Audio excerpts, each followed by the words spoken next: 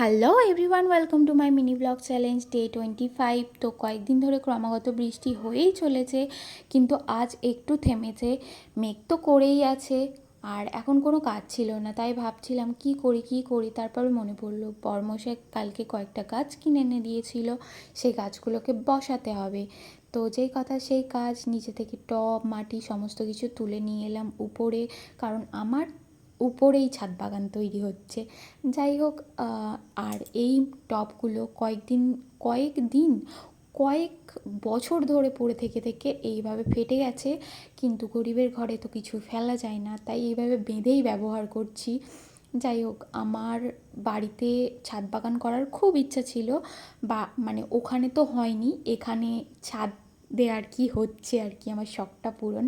আর এই বালতিটাও পড়েছিল ফালতু, আর আমার যেহেতু বড় টবের দরকার ছিল, তাই বালতিটাকেই ইউজ করে নিয়েছি। যাই হোক, কাজ বসানো হয়ে গেছে, তারপরে জায়গাটা একটু পরিষ্কার করে নিলাম, ওখানে সব জিনিসপত্র পড়েছিল। বাপরে, টবগুলো যা ভারী হয়েছে, আমি হাঁপিয়ে গেছি পুরো। তারপরে দেখাচ্ছিলাম যে আমার হাতে মাটি লেগেছে, আর মাটি ঘাঁটতে না আমার ভীষণ ভালো লাগে। মাটি ঘাঁটার পর যখন আমি হাতটা ধুই, আমার মনে হয় হাতগুলো যেন আরও বেশি পরিষ্কার হয়ে গেছে, কি সুন্দর লাগে। যাই হোক, সেসব ফালতু কথা। আর এই যে আমি একটা নতুন পদ্ধতি খুঁজে বার করেছি গাছে জল দেওয়ার। তো এটার টিউবটা আর কি লিক হয়ে গেছিলো, তাই আমি ভাবলাম যে এটা দিয়েই জল দেওয়া যাক। যাই হোক, জল টল দিয়ে হয়ে যাওয়ার পর আমি একটুখানি আর কি জায়গাটায় ঘুরে দেখছিলাম।